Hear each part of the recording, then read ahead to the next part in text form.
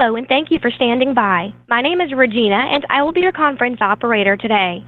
At this time, I would like to welcome everyone to the Kohl's Corporation First Quarter 2023 Earnings Conference Call. All lines have been placed on mute to prevent any background noise. After the speaker's remarks, there will be a question-and-answer session. If you would like to ask a question during this time, simply press star, then the number 1 on your telephone keypad. To withdraw your question, press star 1 again. I'd now like to turn the conference over to Mark Rupe, Senior Vice President, Investor Relations. Please go ahead. Thank you. Certain statements made on this call, including projected financial results and the company's future initiatives, are forward-looking statements. Such statements are subject to certain risks and uncertainties, which could cause Kohl's actual results to differ materially from those projected in such forward-looking statements. Such risks and uncertainties include, but are not limited to, those that are described in Item 1A in Kohl's most recent annual report on Form 10-K, and as may be supplemented from time to time in Kohl's other filings with the SEC, all of which are expressly incorporated herein by reference. Forward-looking statements relate to the date initially made, and Kohl's undertakes no obligation to update them. In addition, during this call, we may make reference to non-GAAP financial measures. Reconciliation of non-GAAP financial measures can be found in the investor presentation filed as an exhibit to our Form 8-K filed with the SEC and is available on the company's investor relations website. Please note that this call will be recorded. However, replays of this call will not be updated, so if you're listening to a replay of this call, it is possible that the information discussed is no longer current, and Kohl's undertakes no obligation to update such information. With me this morning are Tom Kingsbury, our CEO, and Jill Timm, our Chief Financial Officer. I will now turn the call over to Tom. Thank you, Mark. And thank you all for joining us this morning. As we shared on our last earnings call in March, we have a significant opportunity to improve Kohl's business over the long term. More specifically, we shared the priorities and actions we had underway to drive sales and earnings performance. I am pleased to report that the first quarter was a first step in the right direction. Our overall first quarter results were in line with our expectations, and we made progress against each of our key priorities for 2023, despite continuing to operate in a challenging macroeconomic backdrop. We are refining our strategy, continuing to enhance our merchandising processes, and elevate our focus on the customer. While it will take time for the full impact of our efforts to be realized, I am happy with how the entire Kohl's team is driving against these priorities with a clear focus and strong determination. Our objective is to show incremental improvement as we move through 2023, and we set ourselves up to accomplish this with our first quarter performance. As it relates to our outlook for the balance of the year, it is unchanged from our prior view. We are affirming our full-year guidance. As I said, our first quarter results were in line with our expectation, and as Jill will discuss in more detail, our view on the second quarter is consistent with our plans entering the year. Our work in 2023 will position us to achieve our longer-term goals. And while we have more work to do, I remain confident in our ability to change the trajectory of our business as we move forward. Turning to the highlights of the first quarter, net sales decreased 3.3% and comparable sales were down 4.3%. February was the strongest performance. March was below our expectations, but April was in line. Our stores business, which is a key focus of ours, achieved productivity gains in the quarter, delivering positive low single digits comparable sales growth.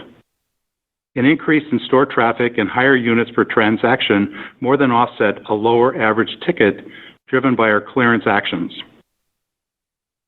Sephora at Kohls continued to outperform our expectations, driving a total beauty sales increase of 150% year over year.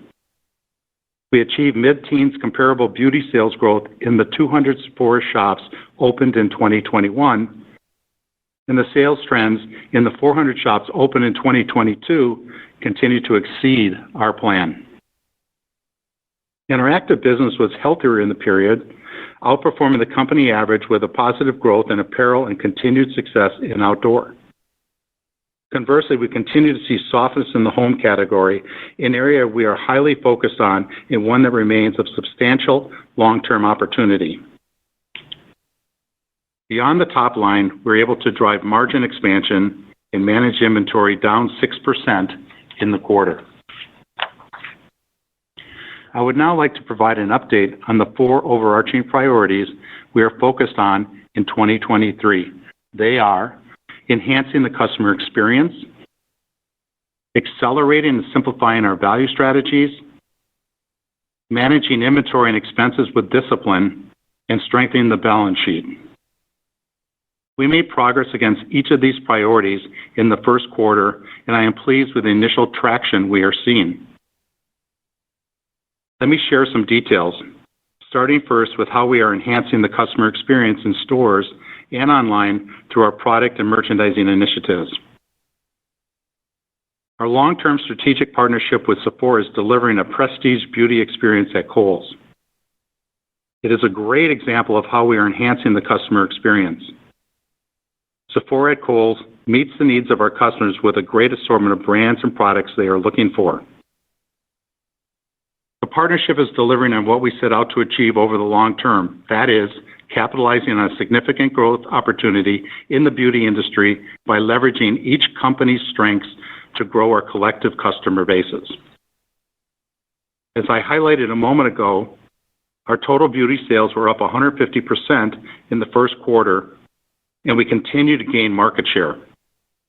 We are bringing in new customers, and they are shopping at more than twice the frequency of our average customer.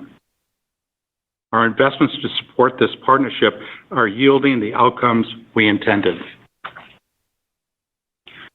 We are in the process of further expanding the Sephora at Kohls footprint, reaching more than 900 of our stores by the end of 2023. This is quite an impressive accomplishment and is a testament to how well the Sephora and Kohls teams work together. In 2023, we will open 250 2,500 square foot Sephora shops, of which 200 will open in the second quarter, with the remaining 50 in early Q3. This concentrated opening schedule will lead to elevated investments in Q2, as Jill will discuss.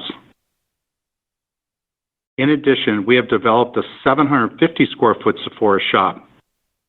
We opened 5 of these smaller shops a few months ago, and they have driven solid beauty sales exceeding our expectations.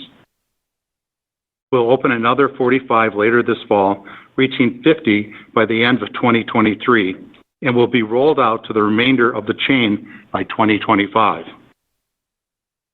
It is worth noting that from an expense and capital perspective, the smaller Sephora shops will add some incremental capital spend and expense in Q3 relative to last year, both of which are embedded in our guidance. To summarize, we will end the year with a Sephora presence in more than 900 of our stores, including more than 850 of the 2,500 square foot shops and 50 of the 750 square foot shops. Moving beyond beauty, let me now touch on the efforts and progress we have underway in our product and merchandising. As it relates to our product assortment, we are focused on optimizing our existing offering with greater balance while also capitalizing on opportunities in under-penetrated categories. One of our biggest opportunities is the home category. While we were disappointed with our Q1 performance, home did enter the year with leaner inventories and therefore had less benefit from our clearance activity. However, we are highly focused on improving results by rebuilding our core business as well as growing underrepresented categories such as gifting, decor, pet, impulse, and outdoor. You will see these initiatives come to life in how we merchandise our stores in the coming months, with gifting and home decor showcased near the front of the store to inspire customers as they enter. Some of this work is already underway. Our repositioning of gifting to the front of the store during the holiday season proved highly successful, and this positive trend continued across Valentine's Day, Easter, and more recently, Mother's Day. When you visit our stores now, you will see Americana-themed gifting products focused around the Memorial Day and the 4th of July holidays. We are also expanding our home decor, outdoor, and pet offerings within home. Areas of opportunity include a greater selection of wall art, seasonal, patio furniture, camping and outdoor gear, and tabletop. In pet, we are allocating more space in stores following a successful test last fall. To make room for additional productive selling space, we are consolidating to one checkout area in most of our stores with a greater selection of impulse items. We'll be adding self-checkout kiosks in 250 stores to support this transition. We are confident in our ability to maintain our high standards of customer service with this more efficient model. Turning to our apparel offerings. We are optimizing our assortments to reflect customers' interests. This includes offering a greater selection of polished casual and dress clothing in women's and more suiting and dress shirts in men's.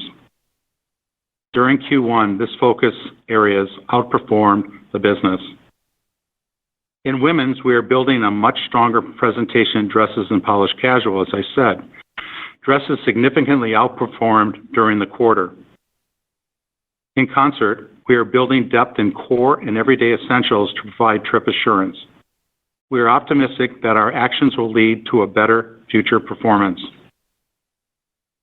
In men's, we are seeing good results across several areas, including active, outdoor, suiting, and dress shirts, and big and tall. We remain committed to the active business while investing in our outdoor presence with an enhanced in-store experience and elevated merchandise. We also believe that the suiting and dress shirt business will continue to outperform, driven by a broader assortment.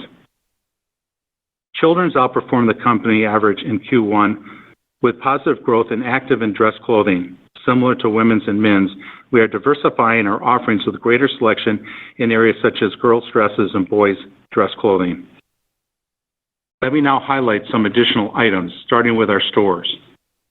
As we discussed, our stores are incredibly important to our business, and increasing their productivity is vital to our future success.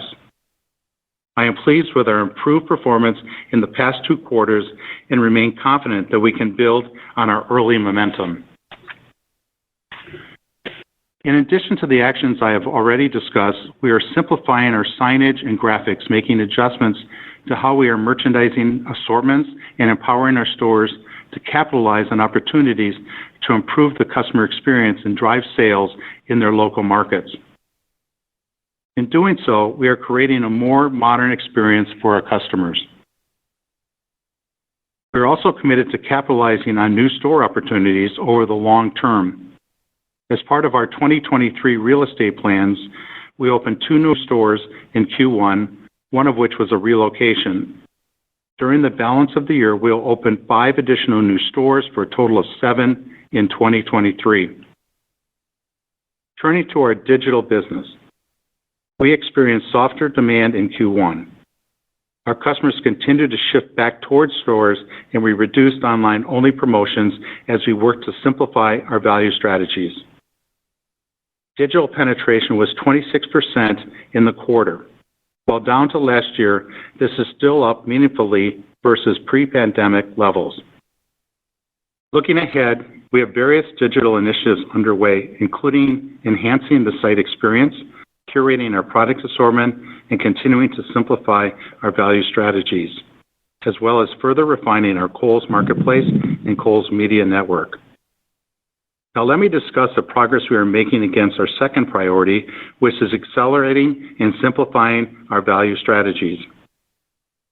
On our last call, we highlighted an opportunity to improve Kohls' competitiveness by simplifying our pricing and promotional strategies with the goal of driving greater customer engagement and conversion. During the first quarter, we began to replace general promotion and online-only offers with targeted offers and clearance events to clear slower-selling goods on a more regular basis. We will continue this approach moving forward at the appropriate pace.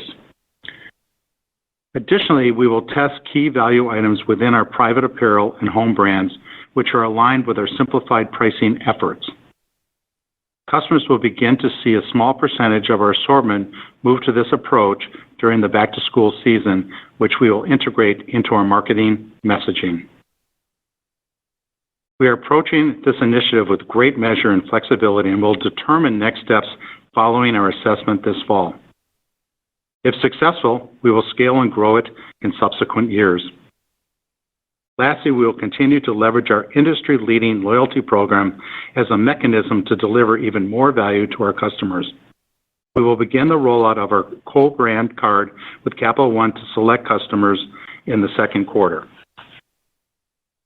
Over time, we expect to benefit from our dual offering of our existing strong private label credit card and a Kohl brand card that offers more flexibility to reach younger customers. I will now transition to the progress we are making against our third priority, which is managing inventory and expenses with discipline. During Q1, we enhanced our inventory control processes and managed inventory down 6% to last year. This is in line with our goal of planning inventory down mid-single digits %. We also commenced our regular inventory clearance actions during the quarter, which will clear slower selling items sooner to create greater liquidity to chase receipts and drive turnover. Looking ahead, I continue to remain optimistic that through our enhanced inventory control processes, we'll be able to increase our sales productivity and overall inventory turnover.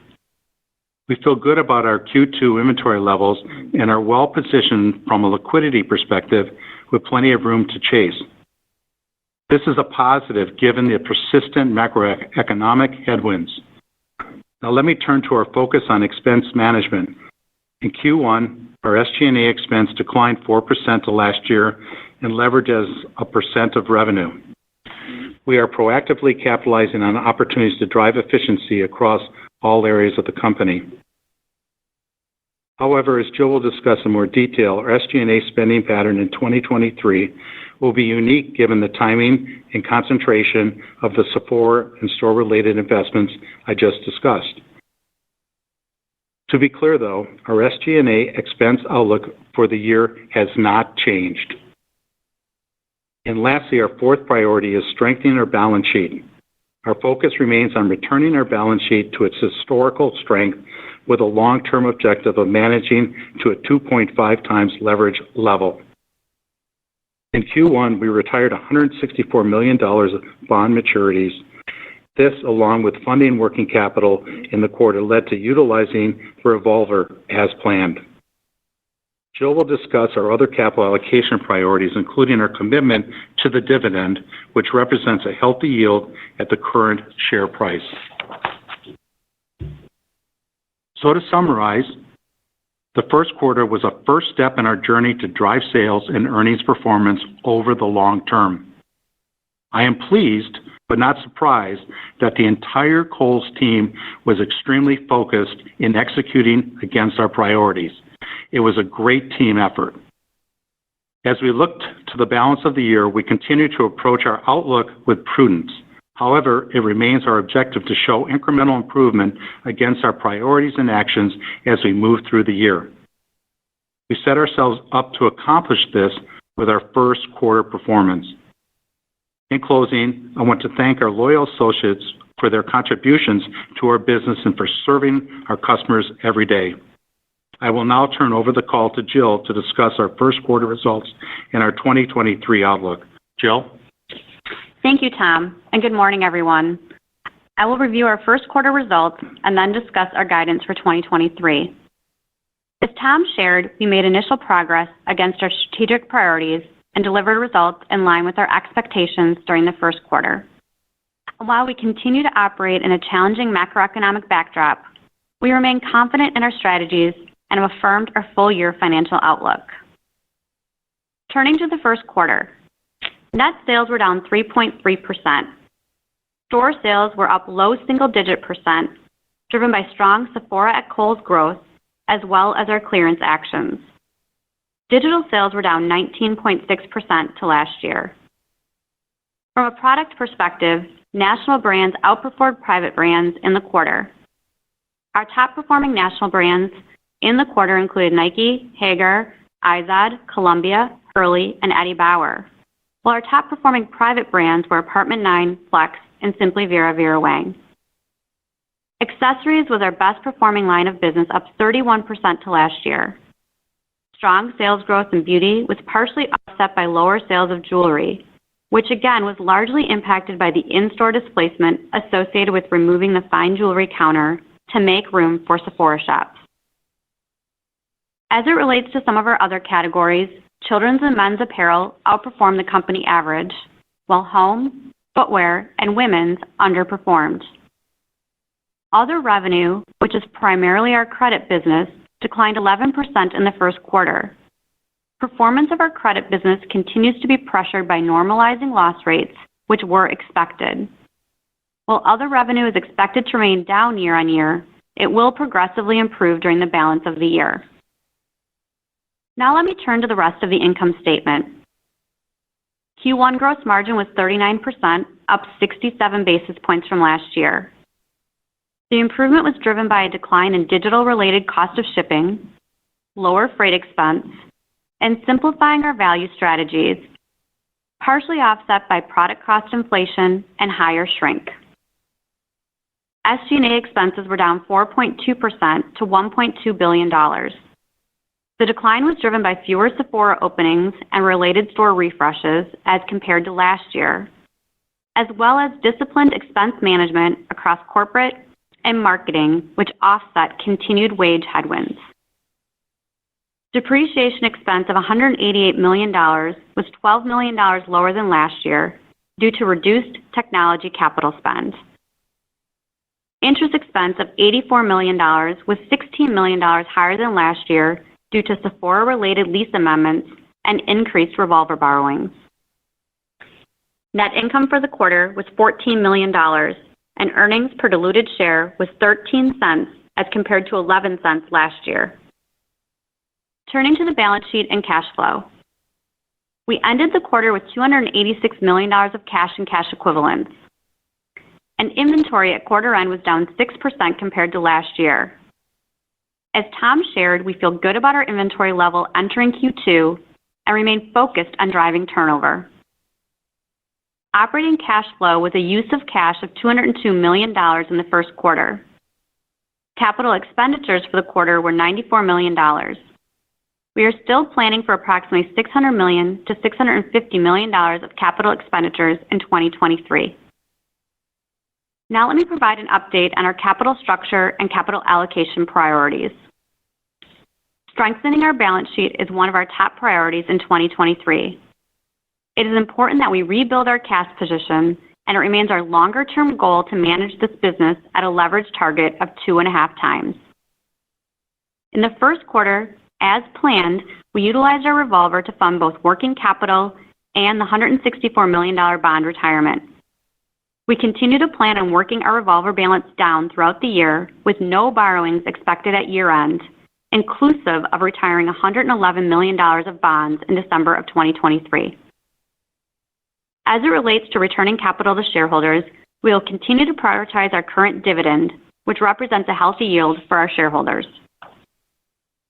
During the first quarter, we paid $55 million, or 50 cents per share, in dividends to shareholders. In addition, as previously disclosed on May 10th, the board declared a quarterly cash dividend of 50 cents per share payable to shareholders on June 21st. Now let me provide details on our outlook for 2023. As you've heard today, we are pleased with the progress we are making against our priorities. Our first quarter results were in line with our expectations, despite continuing to operate in a challenging environment. Given this, we are affirming our full-year financial guidance. For the full year, we currently expect net sales to decrease 2% to 4% versus 2022 and includes the 53rd week, which is worth approximately 1 percentage point of growth. Operating margin to be approximately 4% and EPS to be in the range of $2.10 to $2.70, excluding any non-recurring charges. Lastly, I want to highlight a couple of items about how we are thinking about the second quarter. We continue to expect our full-year gross margin in the 36 to 36.5% range, with our Q2 gross margin down to last year as we are clearing goods on a more regular basis and slightly below the first quarter margin rate. We continue to expect our full-year SG&A expense to deleverage slightly. However, we want to be clear in our comments around Q2, given the unique spending pattern this year. We are planning for SG&A expense to be up 3 to 4% year-over-year in the second quarter. Q2 includes a concentrated level of investments related to the timing of Sephora openings this year and the store-related investments Tom discussed. This view is consistent with our plans entering the year. With that, Tom and I are happy to take your questions at this time. At this time, if you'd like to ask a question, simply press star 1 on your telephone keypad. Our first question will come from the line of Bob Drbul with Guggenheim Partners. Please go ahead. Hi, good morning. Nice quarter. Thank you. Two questions for you, Tom, actually, if I could. The first one is just, when you look at the strategy that you have laid out, can you just speak to the confidence that you have in terms of, what you're seeing, what you've seen so far? And then the second question, it's probably might be for either of you, but can you just also talk to the margin sustainability on what you're doing? The gross margins were up. You're talking about the 4% operating margin for the year. If you can maybe just, elaborate a bit more on that segment, that would be helpful. Thank you. Well, I'll answer question number 1, and I'll have Jill answer question number 2.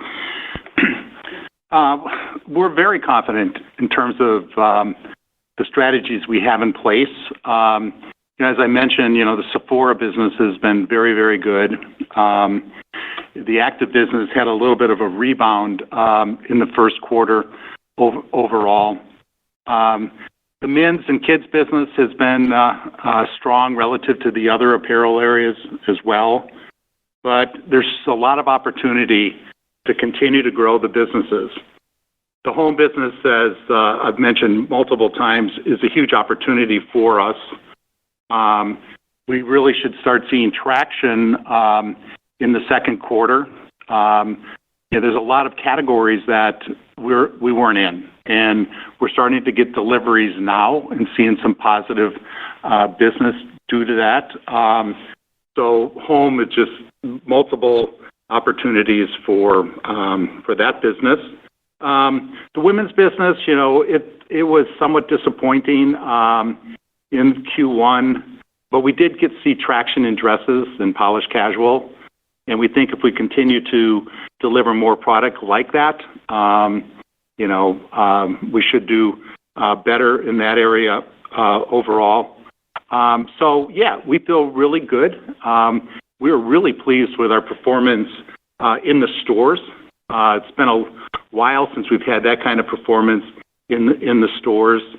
And I feel very good about the team in general in terms of their ability to really pivot and, entertain new strategies, and they're all working very hard to get it done. And the second question with margin sustainability, what I would say is we feel very confident in our margin outlook. In fact, the 36 to 36.5% guide for the year is well within the long-term framework that we introduced to you a couple years ago with our Investor Day. The actions that we have afoot around simplifying our pricing really through delayering offers and targeting offers to make them more productive will continue. And we have a lot of opportunity to continue to drive value for the customer, but do it in a much more targeted way, which benefits us. taking clearance on a much more timely manner, is definitely going to have better sell-throughs at better prices. So as we started doing that this year, obviously we'll have a little bit of a change between quarters, pressuring Q2 a little bit, but we do think that's the right thing to do for both the business in terms of sales from a customer perspective, but also from a margin perspective. And then as we move through the year, we'll start to see a lot of the commodity inflation abating, especially with our back-to-school receipts, so that cost number is coming down. And we'll continue to see benefit from freight, which I think will continue to increase as the year progresses. We will continue to see shrink headwinds, but we feel like we can definitely put some actions against that to at least moderate it, but we will expect that to continue. But with all that being said, we feel great about our margin outlook. And even with SG&A, we're going to deleverage slightly on a down 2 to down 4. So it just shows that a lot of our efforts around costs have been paying back, particularly around driving down marketing, finding ways within the store to be more efficient with self-checkout to help us offset some of the wage increases. So although we have a pop in Q2, really due to the sales drivers that Tom had outlined, so we can fund that into the store, we do feel good with the framework that we have outlined for this year and feel confident in hitting 4% and then building on that as we move forward in the out years. Great. Thank you. Your next question comes from the line of Gabby Carbone with Deutsche Bank. Please go ahead. Good morning. Thanks for taking my question. So, Tom, maybe just bigger picture, how do you view the overall consumer, and do you think consumer spending behavior has changed since the beginning of the year? Thanks. Well, I think the middle income customer is being squeezed overall based on, obviously macroeconomic issues, et cetera. But with that said, we feel good if we can continue to deliver value that we can capture the business, and we can navigate around really any issues if we consistently deliver, strong values to the customers. So it really hasn't changed, to be honest with you. I think it's similar throughout. And, going forward, we're going to have to continue to, give the customer, more value. And that's what we're doing. Great. And then I just have a quick follow-up. Just was wondering if you can dig into the performance of athletic and what drove the positive results there. Was it both apparel and footwear? And then how are your own brands performing within athletic? So I think from an active perspective, we did see positive comps in our apparel, so we were excited to see that in the apparel. Footwear, as you know, has definitely been something that has been lagging the business, but we have seen some relative improvement there, particularly across our top 3 brand vendors. But we do still see good, Flex was called as one of our top performing brands, which is an athleisure brand across the store. And then Tech Gear, which is our opening price point, has continued to perform for us as well. But I think the big push we saw this quarter was really getting our top 3 brands back to growth in some instances and moderating where they had fallen off in fourth quarter and third quarter of last year. Great. Thank you so much and best of luck. Your next question comes from the line of Mark Altschwager with Baird. Please go ahead. Good morning. Thanks for taking my question. Jill, any more color you can provide on quarter-to-date comp trends or your expectations for Q2 sales relative to the down 2 to 4 annual guide? And then also hoping you could provide a bit more color on e-commerce. What is driving the channel shift? Where do you think digital penetration settles here in the medium term? Thanks, and then I had a follow-up. Let me answer the first part. The current trend May is slightly less than we anticipated. However, we feel we can make it up throughout the quarter. Looking back to last year, one of our toughest months was June.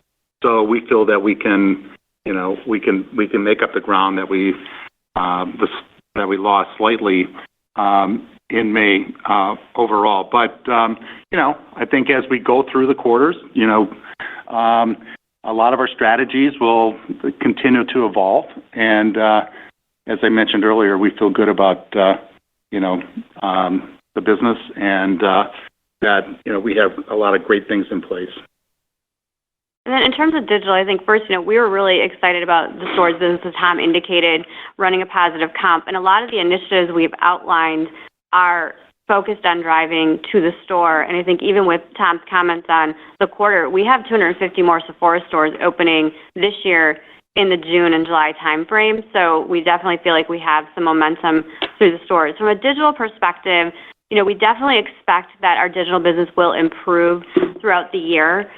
As we were talking about removing some of the offers to simplify our equation and getting rid of the delayering, some of those were online-only offers. And so when we were looking at what was productive for us, what really presented value to the customer, those didn't make the cut. So I think they maybe had a little bit more outsized impact from that perspective. As we move forward, though, we have a lot of things that we're working on, and one is just through pricing clarity. We know that's incredibly important on digital, having that pricing transparency.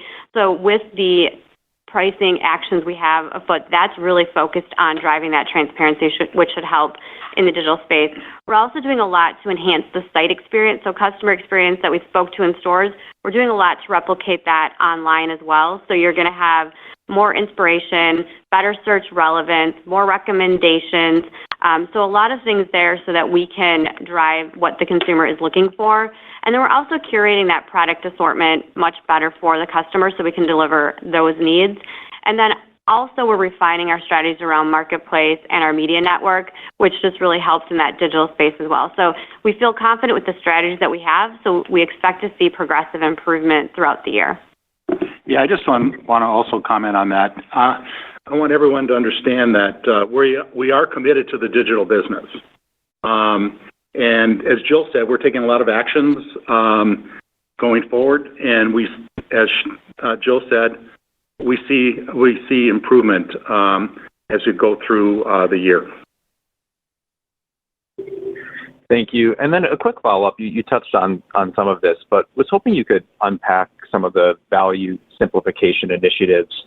Sounds like you're being very measured here, but I guess, what's working and maybe where are you gaining some confidence that you could lean in maybe sooner than initially thought? And how is that flowing through to the gross margin? Thank you. Well, obviously that's one of our key strategies in terms of simplifying our value message. What we're doing right now is we're just eliminating some of the layered events that we had last year. Jill mentioned about the layered events in digital overall. So we still are very, very confident in the model that Kohls has in terms of delivering value to the customer. We just think that, we need to, get rid of some of the layered events, as I mentioned before. We also are trying to get rid of general public offerings where we give a discount to everybody. We think it needs to be more targeted, in terms of driving the business through those kind of events relative to general promotions. And we're going to be bringing in, as we mentioned in the last call, some key value items. It's going to start during the back-to-school season where we price the goods not at everyday low value. We're not going to convert to the off-price model, but it's going to be brought in at a price point that is going to accelerate the selling. And we're going to look at that. We're doing it very, very carefully. We're going to measure it. And, if it is good, then we'll move forward. If not, we'll look at doing something else. But overall, I don't know if we're going to accelerate anything because we're really testing. And, we obviously don't want to make any mistakes in terms of the promotional calendar. We're just looking for things that we can eliminate without any big impact to the business. Very helpful. Thanks again. Your next question comes from the line of Matthew Boss with J.P. Morgan. Please go ahead. Great, thanks, and congrats on the early progress. Hey, Matt. So Tom, on the inventory progress, could you speak to key learnings to date and elaborate on initiatives that you've put in place to sustainably manage the receipts and drive newness across the assortment? Okay. Music to my ears.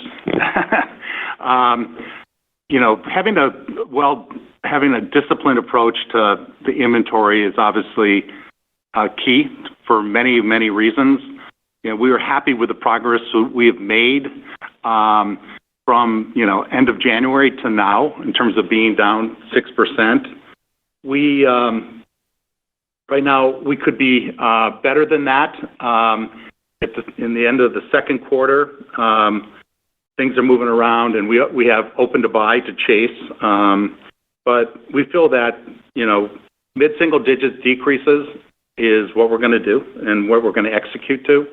And the positives are, again, being able to have money open to buy at any point in time to chase things is really key. And the process is just, we're really putting a lot of emphasis on the processes that we're trying to execute overall. And it's a lot of eyeballs on it, and trying to be proactive to catch things if we see things are getting a little higher than we want them to be. But overall, it's been a good team effort in terms of managing the inventory overall. And then maybe on the improved productivity that you cited in the stores, could you just help rank the traffic driving initiatives that you're the most excited about, and just how best to think about the store fleet over time from here? Sure. So I think the first traffic driving initiative for us is clearly Sephora, and you saw the stats around Sephora comping in those first 200 stores in the mid-teens, and then continue to see just the outsized impact there. And we have now a solution to go to our smaller stores, which those first test stores are exceeding our expectations. So I think we're definitely seeing traffic. We're seeing new customers. So that would definitely be ranked number one. I think my number two is that we have the registers moving out, and we're adding that selling space to the front of the store and really going to have more of a home decor presence. And Tom has said this a lot. It's a big white space for us, so it's a big opportunity. It's also more of an impulse to find that item that you're walking in and just really get inspired for, so we can have an added item to the basket. So I think that would be two. And three for me is really the gifting, and we saw that proof point through holiday, Valentine's Day, and most recently Mother's Day, really when we were able to pull those collections to the front of the store and just seeing the customer's reaction to that and being able to shop easily and add that into their basket as well. So I think those changes around spaces that we hadn't been participating in really are what gets me excited in bringing those footsteps back into the store. So I think those continue to be great opportunities for us, especially with the expansion into Q2 of the additional 250 stores, and then in Q3 adding about 45 new small stores for Sephora. And then throughout Q2, we're pulling out the registers and all of our fleet, and we'll be able to bring that home decor to the front. So I think there's a lot of opportunities in front of us, which is why I think Tom and I show that confidence in the progressive improvement in top line. Yeah, and I want to comment on that a little bit as well. For a long, long time, when you walked into a Kohl's store, you would see men's on the right or left-hand side and women's on the right or left-hand side. And it was the same for a long time. So removing one of the register bays gives us an opportunity to have more gifting in the front, as Jill said. So it's when they walk into the store, they're seeing something new, something different, something very giftable, and a different look. We want to excite the customers every time they come into a Kohl's store overall. So we're very excited about that. As Jill said, we started it really in the fourth quarter in terms of moving our gift bowls to the front, and they sold very well. Valentine's Day sold well. Easter sold well. Everything we put up in the front has worked out very nicely. But yeah, we've also, we changed graphics in the stores. We removed a lot of the older graphics. We put up more Kohl's branding throughout the store. Much more modern look. It's cleaner. It's brighter. So again, it's all part of our improving the in-store experience for the customer.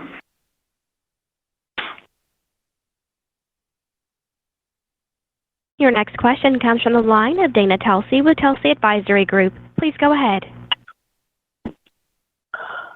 Hi, everyone. Very nice progress.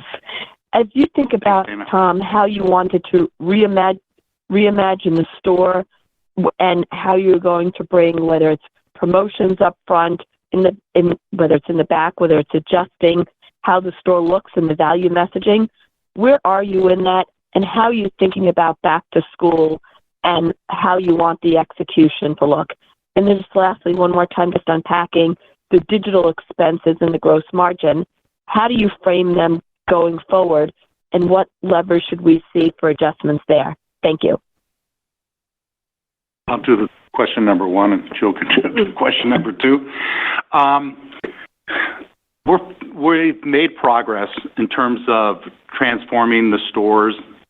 Actually, we've made good progress, and we're going to continue to complete it in the second quarter. And as far as back to school, we'll probably have a presentation of back to school items as you walk into the store, obviously highlighting that time of year. But we're going to continue just to rotate the looks based on seasonality. Like I said, we have Americana up front, for Memorial Day and for July 4th. And we've tried to highlight every gift giving period that we can. But I'm pleased with the way the team's gotten behind it and with the execution so far. Yeah, and in terms of digital, I think, we've always kind of given you the rule of thumb of when we have that penetration change and the impact it has to margin. So you saw it definitely benefited our margin in Q1 with having less of that cost of shipping, Dana. We're going to expect that digital will improve, but, we had some outsized penetration post-pandemic, so we think that that's going to come down as we see people migrate more to the stores, which is, a nice benefit for us from a margin perspective. In terms of leverage overall from the company, I still think, our leverage point is around that 1.5 comp. We do expect slight deleverage this year, down 2 to down 4, and really have a lot of efforts focused on how we can be much more efficient, but still serve the customer appropriately. And that's really the lens that we're looking at as we make all these changes in the store, is we want to make sure that we're still investing back into that customer experience, also with an associate to be there to help them as well. So I think that's kind of where I would say overall the framework still works as it always had. Typically you'd seen cost of shipping be a headwind because of the digital moving up, but now as that's kind of right sizing, we're getting that benefit back through cost of shipping. Thank you. Your next question comes from the line of Chuck Grom with Gordon Haskett. Please go ahead. Hey, thanks. Good morning. I have one question that's near term, one a little bit more longer term. On the near term, Jill, how should we think about the second quarter comp that's embedded in some of the components that you provided on margin and SG&A? Do you expect it to be within the down 2 to 4 full year range, or should we think about holding the 4-year stacks from the first quarter to get to that number? Just trying to triangulate where earnings is going to fall out here in 2Q. Yeah, I think what we had said is we expected, sales would make some progressive improvement throughout the year. We saw February was our strongest month, as Tom had indicated, and then April really came in where our expectations were. May slightly below our expectations, but we think with all of the strategies that we just outlined, there's a lot in front of us, which we feel that we'll be able to make up in terms of where we are for Q2. So I would say it's still going to be, towards the latter part of that comp, just because we're saying, hey, we're going to build on that, especially with the benefit of Sephora happening in Q2 and then moving into the back half of the year with a lot more of those strategies.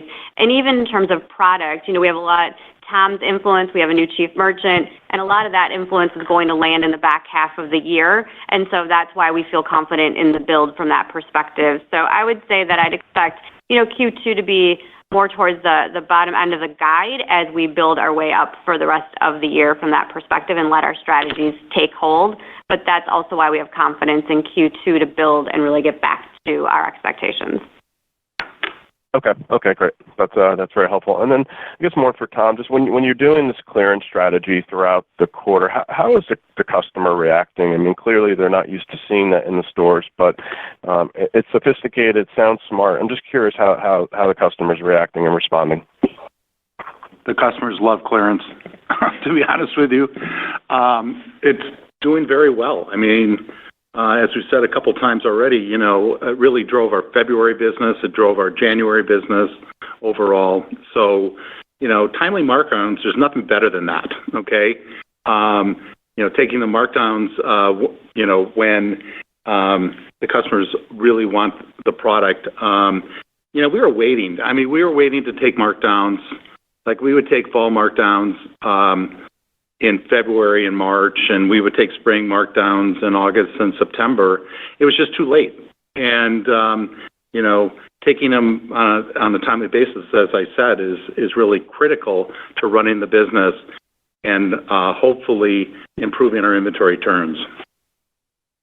Okay. And then one more, if I could, just to follow on Matt's question earlier about the inventory. Obviously, we could see the balance sheet and the changes in the dollars, but from a systems perspective and an overall approach from the merchants, what else? What needs to be done, or do you have the tools in place? It's just a matter of changing the philosophy and approach.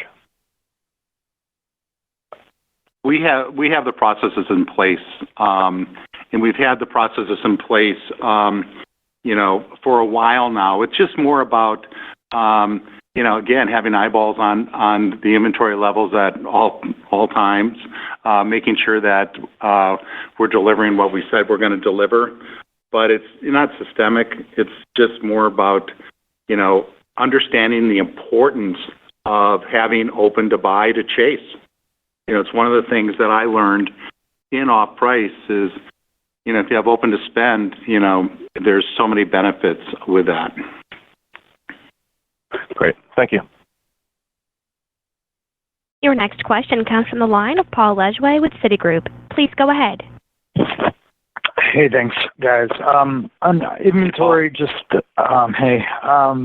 dollars, we obviously know, but units, can you talk about where you ended with units at the end of the first quarter and what the plan is as you move throughout the year, how that might look different, dollars versus units? And then second, you know, Tom, I guess, you know, you've been there a little longer now. I'm curious if you've had any change in the way that you think about the number of stores in the fleet. Are you finding any multi-store markets where you might have an opportunity to close stores, transfer some of that volume to the stores that remain? Any change in your view on that front? Thanks.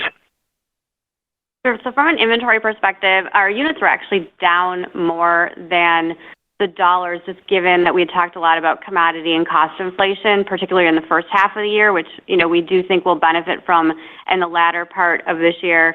And even with that being said, just in the context of we do have the incremental Sephora stores that we opened, which you understand would come with a lot more units, just given the small unit piece of it. So units were down more, but I would suspect in the back half of the year, as we start seeing costs abate, that those would be much more in line as we move forward. We really don't have any changes in terms of how we're approaching the stores overall. You know, our stores are, you know, are profitable, and we don't anticipate closing a lot of stores, very few, if any, just because they make money. So we're going to, right now we have like 7 stores opening in 23, one of which is a relo. And right now we're planning on staying at that typical level, but we're looking to see whether or not we can do more. But we really, right now, we're just staying as is. Good. Thank you. Good luck. Thank you. Your next question comes from the line of Oliver Chen with TD Cowen. Please go ahead. Historically, as we look back at Kohl's, balancing merchandise margins relative to traffic has been difficult. Also, the company's been somewhat weather sensitive. And then third, driving women's and younger customer apparel. That's been an opportunity. Tom, would love your take on those features and how you're thinking about that, and if they're, you know, valid risk factors in terms of what you see going forward. And then there's lots of really awesome ingredients for changes you're making. Could you rank order them in some way, just in terms of the most impact, perhaps in the second half relative to longer term, and or lower hanging fruit versus longer term? And then lastly, Jill, you've had an iconic Kohl's Cash program, and personalization have been efforts in the past. I guess what's different now, and how you'll manifest that, relative to all the AI we're seeing and the data that you do have. Thanks. Well, let me start. I mean, that's a lot of question. Let me first start with, what are the priorities? Obviously, continuing our relationship with Sephora. I mean, continuing to build that business overall. Having a strong beauty business is really key to growing some of the business you talked about. I mean, having a good beauty business should result in having a very strong women's business overall. We are working hard on our assortments in women's. I just reviewed the back to school assortments for young women's, and it looks really terrific. It's a good mixture of key items, some great fashion items as well. So feel very good about that as we go through the back to school period overall. Our other priorities are really to continue to grow the stores business. It's 70% of our business, and we really feel that it'll help our overall growth by getting that stabilized and growing that piece of it, as well as the digital business. We talked about that earlier, we're committed to it. We're definitely committed to it. The performance in the first quarter wasn't what we wanted, but we see progress as we go throughout the year. But, the other priorities is the home business, and, we're going to grow that through capturing businesses that we're underpenetrated in, like wall art and pet and home decor overall. And the gifting piece, as we talked about before, we feel very good about that, very good about impulse business overall. And trying to get our mix, improved in terms of more casual versus dress. We've already seen a lot of progress in terms of moving the dress business because we serve a broad audience and we need to have product for everywhere. But again, we're still committed to the active business, but we're looking for a rebalance. So I'll let Jill talk about the gross margin. Yeah, so I think overall from your question around margin and traffic and Kohl's Cash, I think we're still going to deliver value to our customer, and that I think is really what is going to be a key driver for why they come to Kohl's. But that combined with everything that Tom outlined is really that great product and really finding places in the white space we haven't participated in, such as gifting, such as home decor, such as impulse. We're going to expand on pet. Outdoor continues to be great for us. So those are all places that we have opportunity. And then, of course, as you mentioned with women, with Sephora, we're bringing in a much younger customer. They're new to Kohl's. And so we have a big opportunity to have them walk across the aisle and shop into women's. And so we're really focused on elevating that product. But it all starts with price. And I think that's why simplified pricing is really important. We don't want it to be confusing, having to understand the stackability of our offers. So we want them to understand in a simplified way the value that Kohl's can present to them. And then Kohl's Cash plays a key role because it bounces them back in. It causes another trip. It brings back that traffic. And that's been part of our ecosystem for a really long time. It's part of what, is a great loyalty leading program in the industry, and we're going to continue to leverage that as we move forward as well. So I think, between the white space that we haven't filled and really the focus on products that Tom and our new merchant has brought into Kohl's, together with all the initiatives that we outlined today, I feel great that we'll hit the margins that we outlined as well as continue to drive traffic into the stores. Okay, one follow-up, Tom. On the initiatives across home, how do you see your merchant organization evolving? Because a lot of this sounds new, and I'm just curious about the capabilities you have versus the ones you want, and how that intersects with, the constant need for speed and agility. The open-to-buy programming is also new and different. That's a different kind of skill set, perhaps, but it sounds like you're laser-focused on inventory as well as having a lot of direct reports. Yeah, as far as the merchandise organization, as always, we work on, how many buyers we want in the organization. So we may, going forward, that might be part of the plan, just in terms of targeting more areas with more people. But as far as leadership goes, we feel very good about where we stand today. Again, as I mentioned a couple times, everyone is really, really receptive to new things. Our job is to, teach, train, and develop, and that's what we're focused on. But right now, I feel very good about the merchant organization that we have in place, and they can get it done. Thank you. Best regards. Thanks, Oliver. Well, thank you, everyone, for listening on the call today. Have a good day. That will conclude today's meeting. You may now disconnect.